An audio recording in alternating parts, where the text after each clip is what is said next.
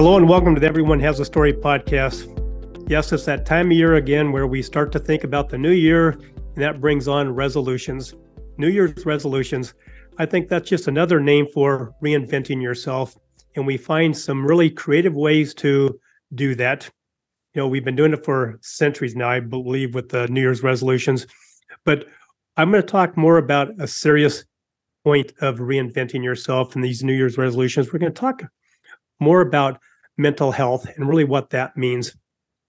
But we are going to be talking about that reinvention of yourself, but in that more serious and more not so topical way, but more in-depth way.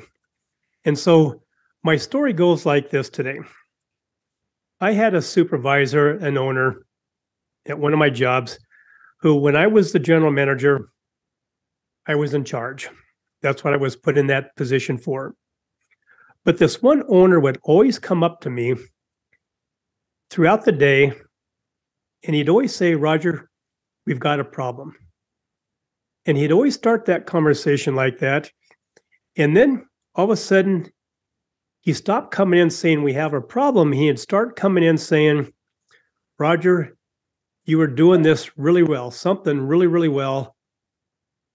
Pause, and then there was always a but. And so now the new routine was, "Roger, you're really good at this. You really did good at this. Your team did good at this, but." And so it got to the point where I really didn't even want to even hear what he's going to compliment me on, because I knew that there was always going to be a but. And when I called him out, eventually I just said, "You know what? I don't need the compliment at all. Just go right to the point, because I don't even think the compliment even means anything. There's no depth to it."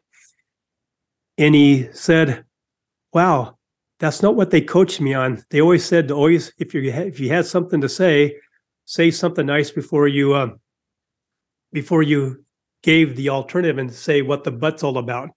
And I said, "Okay, that might work for the other people, but for me, I just don't need to hear the compliment if it's really not meant to be a compliment." And I use this story because the guy was vulnerable enough to say that he was getting some advice, or he was reading books or something to help him be a better communicator.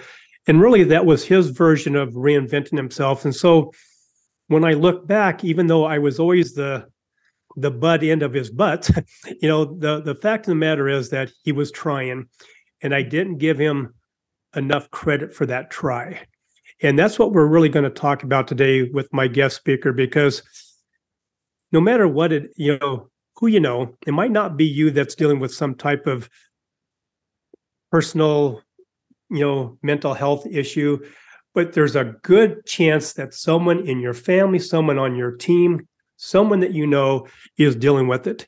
And as a good teammate, as a good family member, as a good friend, we need to be aware of this, and we need to be able to help these people out. Just like I wasn't aware when I called my boss on not being really sensitive to me, just who I was. And sometimes it's not about us, but we sure can take it that way when you're the receiver. So today, my guest speaker and I are going to be talking about this, and I can't wait for everybody to get introduced to Sonna.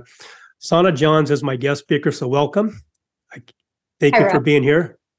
Thank you for having me. So Sonna is the founder of Sonna Life. You got to love the name, right? Sonna Life. She's a coach, she's a speaker, and she's a truth embodiment coach. And we're going to get into all that right now, but I want Sonna to really do her thing here and get her introduced her to us the right way. So give us a little bit about you, your history. Okay. Well, first I have to tell you that I like that story, and that is awesome growth on your part to see the positivity that this person was really trying. So that was really great. And it is all about trying, because we're not perfect. But if we're making that progress and we're trying, that's growth. It really is. So yes, I am a truth embodiment coach. And really my whole premise for what I do is just becoming the highest version of yourself, taking the lead of your life and becoming the best that you can be. And with all of the changes, adversity in the world today, we need more navigational tools and help and support more than ever. to stay on top of this, to be able to thrive with these conditions. Years ago, I was a trainer and facilitator in the automotive and several Fortune 500 companies. And I was actually teaching executives, sales personnel, executive leaders. And then years later, I switched roles, and then I was in sales, executive management, account management, etc. So I like to feel like I have all the different roles that I played. I used to be, teaching, and then I became the person behind, actually doing the work in the corporate field. So I have a good reference to all of that's encompassed, single mom, several years, having to kind of reinvent my life all over again. That's when I got into the corporate world. I worked, for 10 years, and I learned a lot. And I learned a lot about, the pressure, a lot of the positives, some of the not so positives, and some of it was mental health related. But it was nowhere what we're dealing with now, right? So that's why I think it's just so important that we're having this conversation, because things are amplified now more than ever. But they don't need to be. It's really all in our perception of how we look at things. So that's why I'm here to talk today, is to kind of raise awareness that there are tools out there and processes and practices that are not difficult. It's just we have to know what they are and start to implement them. And yes, thank you for saying that and coming and joining me here today. But nothing embodies reinventing yourself than going into corporate sales. I mean, that's a whole world all by itself. And not everybody is ready for that gig in life. And and sometimes after just a few hours, and sometimes a little bit longer, it really gives you the idea of really what it means when you say, I'm reinventing myself, because you have to be in that venue. All right, so let's talk about reinventing yourself. What does that mean, really? So reinvention is, you can think about it on an individual level or an organizational level, but it all kind of goes together. But it's really about changing the way we think, or that we've been known to think. We're stuck in our set patterns of how things have been. And, some of it keeps us stuck from the fear and things that are going on in the world. But it's really about refining, modifying, and finding new ways to navigate through all of the challenges and obstacles that we're facing today. So it's basically reinventing in that way. I mean, you can go even deeper, where we actually, find out and identify what things are working and not working in our life. How are we reacting to things that work? How are we responding? It goes even deeper than, it can go very deep. Let's just put it that way. But it's about being bold and courageous and stepping out of your comfort zone to some degree, and being open enough to learn new processes. Well, you've mentioned both the individual and the organization. So let's start with the individual. I'm a true proponent of the phrase, the only person in this world that really wants change in their life is a wet baby. And we're now adults. And so hopefully we don't need to be changed. We can do that ourselves when it comes to that. But we're talking individuals, and we're talking change. And why don't we like that word? Why do we almost just become numb and almost, just frozen in fear because we have to change? We have to change. Mm-hmm. Why is that? Most of us are creatures of habit. We're used to what we've been doing. And it's fear. Fear keeps us from trying something new, stepping out of our comfort zone. So sometimes, even though the conditions may not be that great, we stay in them anyway.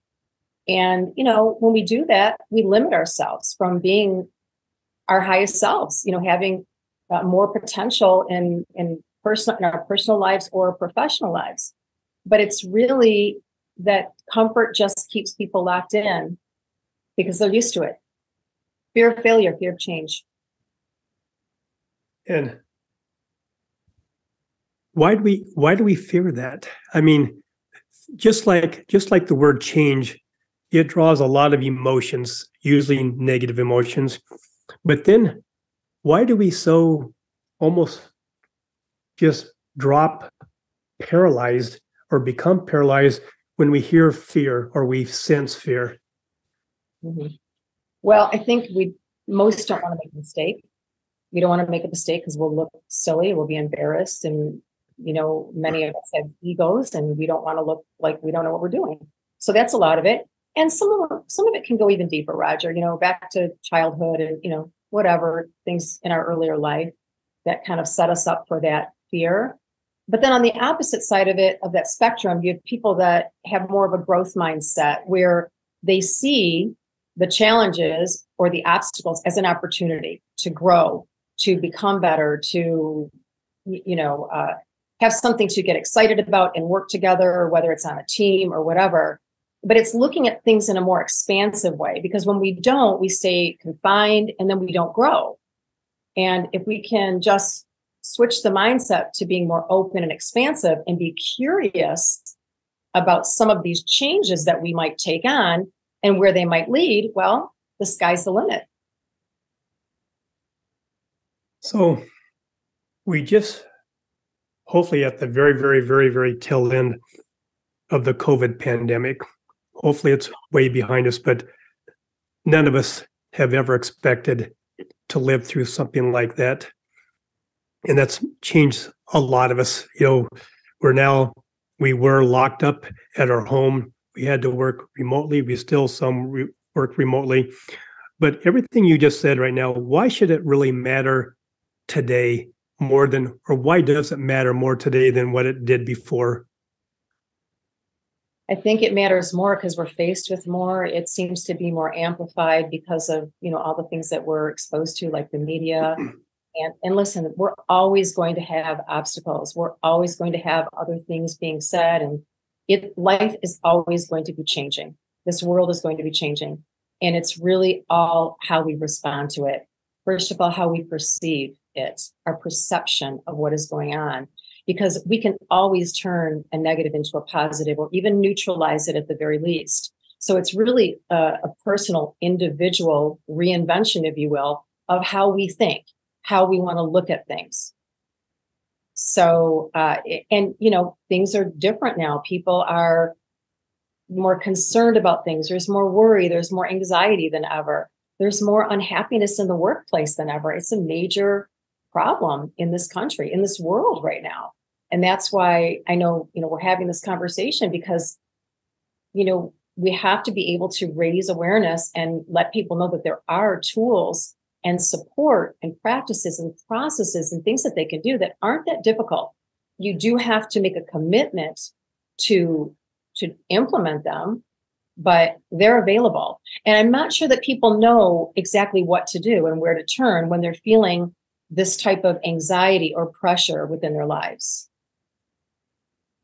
Making a new commitment, a lot of us, that means it's going to be time. It's going to take time. And we're all busy. Today, it seems like we're busier than ever. And it seems like it doesn't take much to add more to our daily to-do lists and whatever. So how is it possible for an individual to even think about making these changes to reinvent yourself when we're so damn busy, or we tell ourselves we're so damn busy? Is it just because we don't prioritize what we really need to? Well, that's exactly it. It is prioritizing.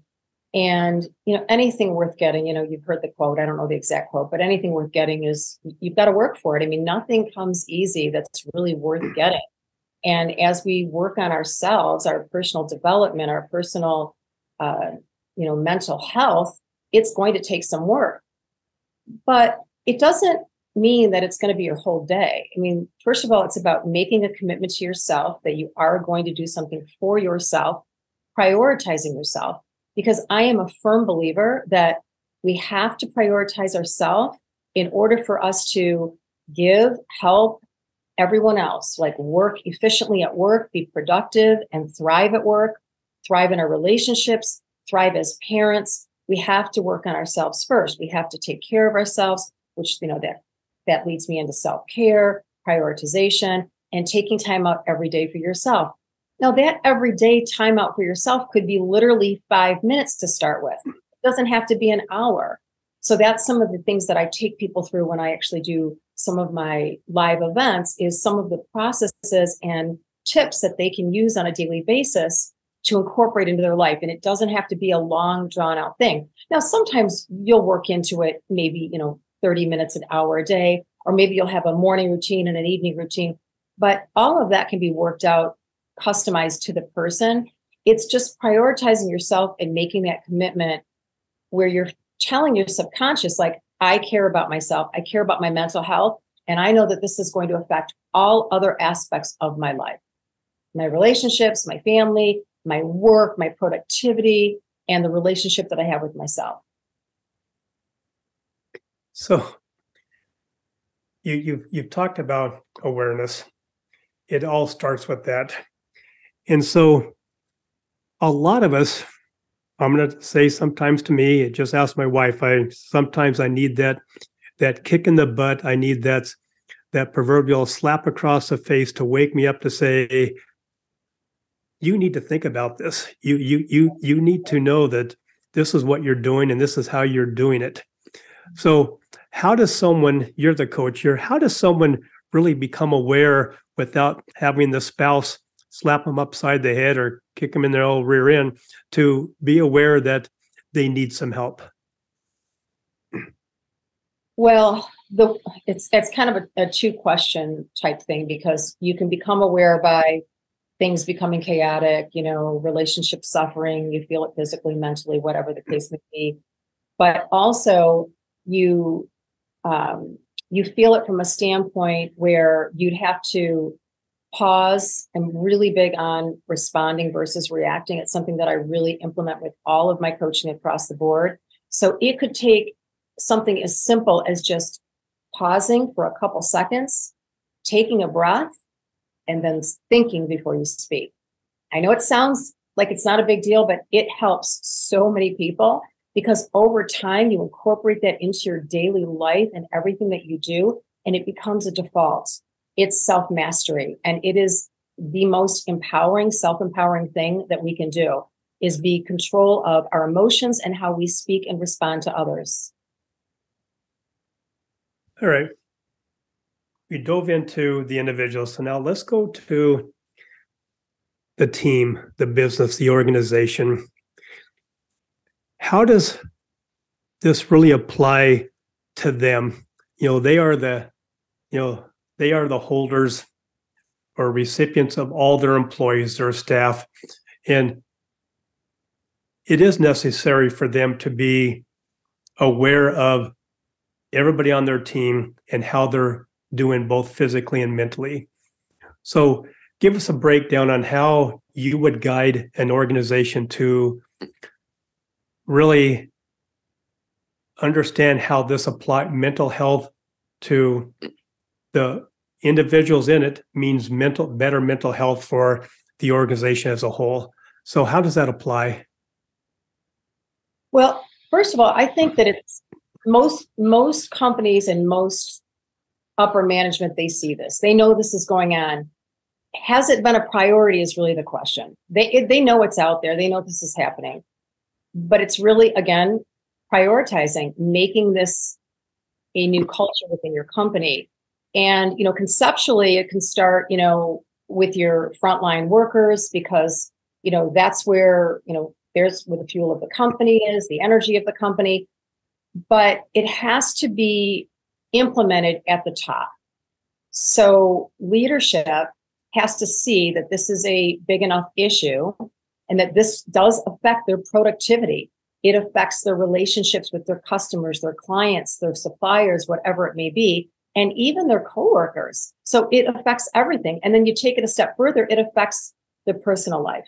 So the key is to allow them to learn the processes and tips and just little guidelines that they can use every day, whether it's in the workplace, whether it's when they go home, because a lot of the things that I coach on is transferable. So what we learn as far as the tips and tools and processes, it can be used on a personal level as well. Setting boundaries is one of them. You set boundaries at home, you set boundaries at work. And, that helps us to feel more empowered. It's a clearer pathway. It avoids any arguments and things like that at work. So, boundaries is a whole other podcast.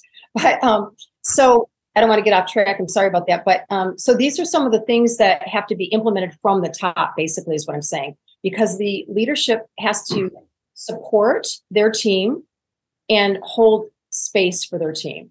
And then the managers hold space for their team, all the way down the line. They each have their own groups and they hold space. They have a container where they're supporting people in these processes. I love that in theory, but in reality, as a business owner myself that has multiple management teams, managers and management teams, when I've seen them be given these tools that you're talking about, I start to see where they don't apply it because they are really walking into, areas that they're just not comfortable in. A lot of people just don't want to go dive into other people's story, the way they're thinking. It's hard to do, and it sometimes can become very emotional. So what's your advice to them on how to not be afraid to have those conversations to the people that mean the most to you, your staff? Mm-hmm. Well, I think there's a fine line with that. There's only so much that you can get involved on a personal level. And that would be obviously up to, the leadership or the person in charge of that group that wants to speak with their employee.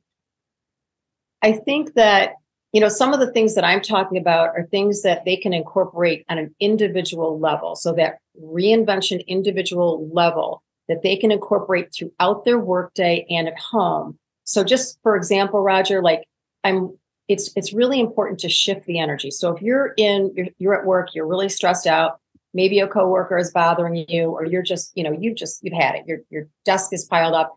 So if you can get outside on your break for 5 minutes, take a quick walk, breathe some fresh air, take some deep breaths, calm the nervous system. You can do this in less than 5 minutes, and you can shift your energy. And then when you walk back into work, you're refreshed, you're recharged. And I know this works because I've worked with so many people that they use that. This is such a minute type thing, it sounds like, but it's profound. It really works. So I guess what I'm saying is that these are things that they can incorporate. And I think that leadership just needs to support this and be able to listen to them to a certain degree, but also to provide ongoing support. So they need to have, facilitators or a speaker or presentations, some type of educational process where they bring someone into the company and possibly do follow-ups to support them. I mean, I think it's a great idea to support a group at work, like on a monthly or quarterly or biweekly basis, whatever it is. Everybody does things differently, but be able to have a support system in hand, because not everybody's going to have the time to do this stuff at home. But what this tells the employees is that management cares.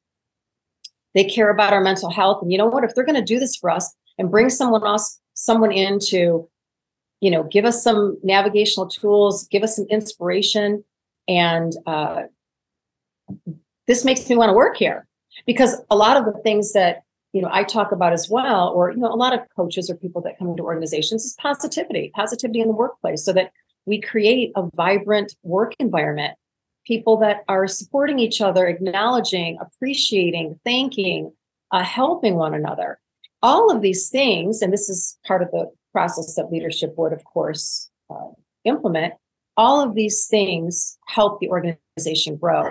It helps with creativity. It helps with building relationship, inside the company and with clients and customers. And it also helps down the line, obviously, business results. So you mentioned earlier how, from an organization standpoint, it starts at the top and works its way down to the management, to the frontline employees. But what if that owner or that manager finds that the frontline employee or employees don't feel the same way about making those changes, how do you help that manager or owner get connected to that employee to really get them behind it so the team is working as a team, not just a bunch of individuals on their own island? Mm-hmm. Well, I think that it's communication, obviously building a relationship, maybe showing some vulnerability as a leader and being human, having that human side to them, being able to relate and be relatable to your employees, and allow them the value, let them know what the value is, that they're going to be, happier, more ease in their life, less pressure, more balance, be able to be more effective at work, and then be able to keep work at work and go home and enjoy your home life, your personal life. So these are all things, we always have to sell the benefits. And if they don't know what the benefits are, then people are going to be like, well, they're going to be shut down and guarded. So it would really be up to management to let them know what the benefits are. But when, if upper management and leadership is being trained on some of these things, they're going to see the benefits and be able to talk to their people about it for sure.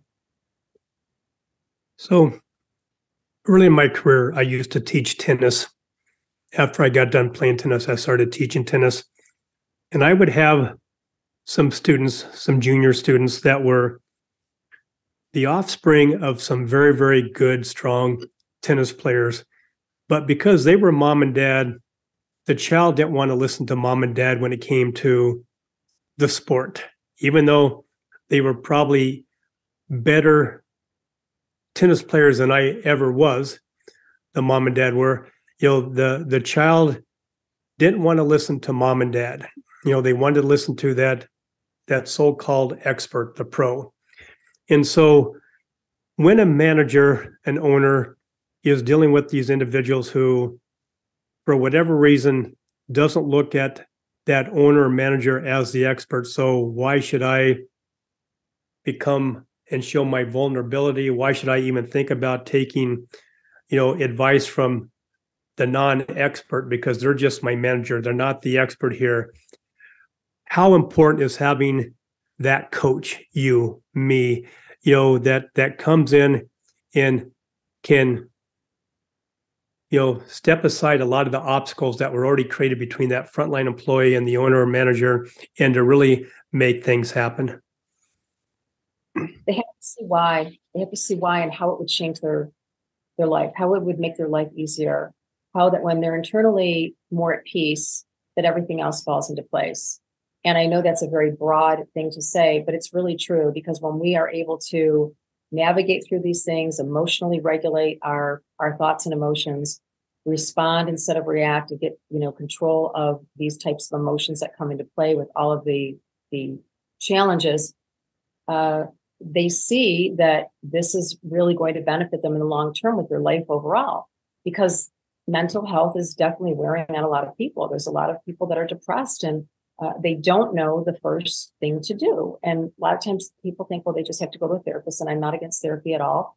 But when I feel like we need to really get the word out to people that there are other coping mechanisms that are very healthy, and we need to let people know what they are so they know where to begin, because most people don't know where to begin.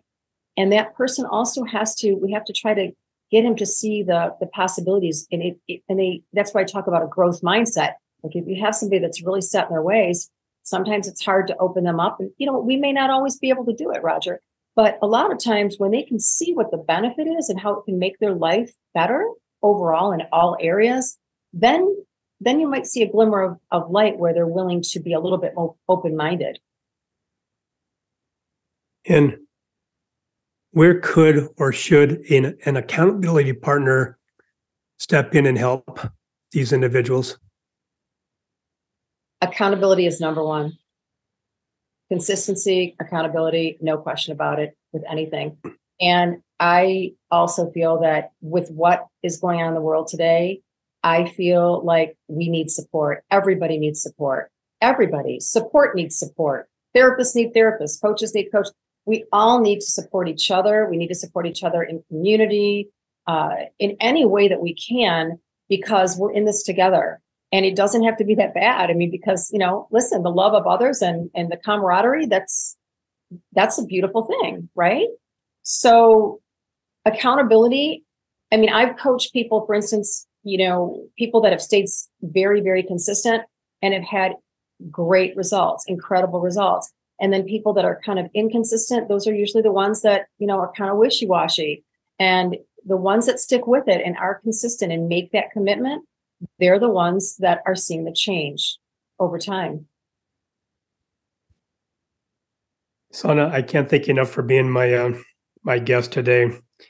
I'm going to leave the audience with, don't just settle for the surface level resolutions. I want to lose weight. I want to get in better shape. I want to, look better, feel better, whatever. But let's really go a little bit deeper this year and really get to the root of, of what's really going on with each one of us. What final words of inspiration can you give the audience to take away from this podcast? I would say to just, be open and look within yourself and see that there's just this huge world out there, that we are unlimited beings if we choose to be. And it's all in our perception. If we can just perceive things and find the positives or find the life lessons out of them, we will grow and we will reap the benefits of prosperity and abundance in our lives. And just, work on becoming the highest version of yourself, because it's a beautiful place to be, and it impacts the world in a positive way. Great advice and great message. Sonna, thank you again. How can our audience reach out to you if they want to speak with you regarding your expertise? Well, I am on LinkedIn, and I also have a website at sonnalife.com, which is being a little revised right now. I don't think it'll be down yet, but I do have a site and I do have a contact page. And then also I have an Instagram link, and really on my website is really the best place, because there's a contact page and I could get back with you. You can email me. I also do discovery calls, free complimentary calls with businesses and or individuals, and find out what their needs are and see if there's a way that I can help. Well, I don't really do this on all my podcasts, but I am going to almost demand that the people out there that know that this hit a nerve with you to reach out to Sonna. It's the New Year's. Let's make it a new you, reinvent you the way you want to be, and let someone like Sonna, who knows what she's doing, she's got the right tools and the right course of action for us to step up and make 2023 as good a year as it possibly can.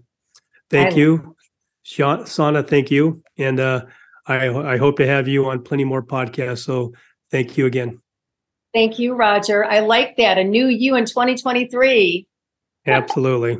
Thank you very much. You bet. My podcast wouldn't be the same if it wasn't for my sponsors and my great supporters. So let me take this opportunity to thank each and every one of them. First of all, I want to thank Rebecca at Custom Bookkeeping and Accounting, delivering trustworthy bookkeeping services since 2003. Dave and Dara at Virtues Matter, making this world a much happier place to be with their Virtues card apps, coaching, and workshops. Stephen at Buller Accounting, giving business owners depth and insight to their numbers. Eric and his team at Ivy Cat Web Design, the real superheroes of web development and design. Jennifer and Jean at the Seavers Real Estate Team, serving Pierce and Kitsap counties with their home buying and selling needs. Maury at the Maury Method, the world's only brainwave entrainment engineer, helping everyone have more clarity, less stress, and overall better brain health. Priya at Pivot My Profit, helping individuals and businesses have better control of their finances and more money at the end of their day. Melissa at the Soul Vibe Energy High, the queen of the aha moments, helping individuals find those holes in their cups, repair the hole, and gain back their positive energy. And finally, Rick at West Sound Recording. You talk, they do all the rest. Thank you, Rick, for all your efforts with the production and editing of my podcast.